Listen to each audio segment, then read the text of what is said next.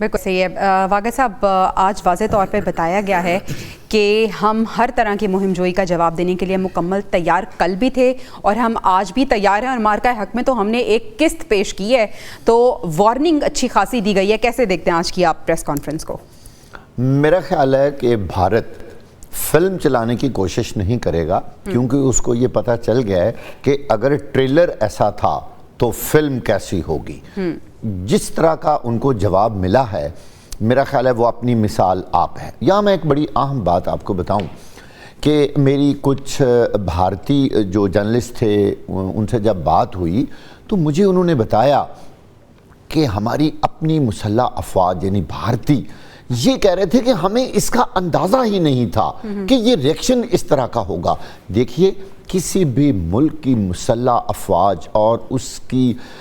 جو سیکیورٹی ہے، اس کی سب سے اہم بات یہ ہوتی ہے کہ آپ کے مخالف کو پتہ ہی نہ چلے کہ آپ نے کیا کیا انتظام کر رکھے ہیں، یعنی وہ اس کا توڑ نہ نکال سکے۔ اور پاکستان کی سیکیورٹی، پاکستان کی افواج اور ہمارے تمام جو قانون نافذ کرنے والے دوسرے ادارے بھی اس طرح آپس میں یکجا ہیں عوام کے ساتھ۔ دیکھیں، جب تک عوام اپنی مسلح افواج کے ساتھ نہیں ہے، میں یقین سے کہتا ہوں کہ کسی بھی ملک کی فوج کامیاب نہیں ہو سکتی۔ وہ شخص جو یہ کہتا ہے کہ مسلح افواج اور عوام کے درمیان میں کسی قسم کا ایک بال برابر بھی کوئی ڈسٹنس ہے، میرا خیال ہے وہ اس ملک کا دشمن ہے۔ وہ جان بوجھ کر اس طرح کی ملک دشمن باتیں پھیلا رہے ہیں۔ فوج نے اس چیز کا ثبوت دیا کہ وہ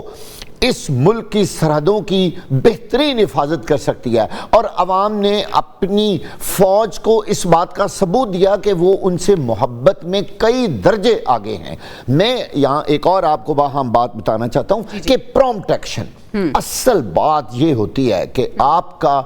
دشمن آپ پر حملہ کرے اور آپ کو انتظار، یعنی ظاہر ہے انہوں نے تو اچانک حملہ کرنا ہوتا ہے نا، کہ دیکھتے ہیں کہ یہ کتنے اچانک بھی، اور واقع صاحب رات کے اندھیرے میں حملہ کیا، رات کے اندھیرے میں، جسے کہتے ہیں نا چھرا گھونپا گیا رات کے اندھیرے میں۔ تو جب ان کو جواب ملا تو وہ حیران رہ گئے۔ میں آپ کو بتا رہا ہوں بھارتی جرنلسٹوں کی، انہوں نے کہا کہ ہمارے اپنے جو فوجی ہیں بڑے بڑے اہم عہدوں پر، وہ کہتے تھے کہ ہمیں تو اندازہ ہی نہیں تھا کہ پاکستان اتنا پرومپٹ ہوگا، یعنی وہ اتنے تیار ہیں ہر وقت، اور وہ اتنی تیزی سے ہمیں جواب دیں گے، اور اتنے مسلح اور اتنے ویل ایکوپڈ ہوں گے کہ ہمارے 8-9 جہاز انہوں نے تھوڑے ہی دیر میں گرا کے ان کو بھسم کر دیا۔ پاکستان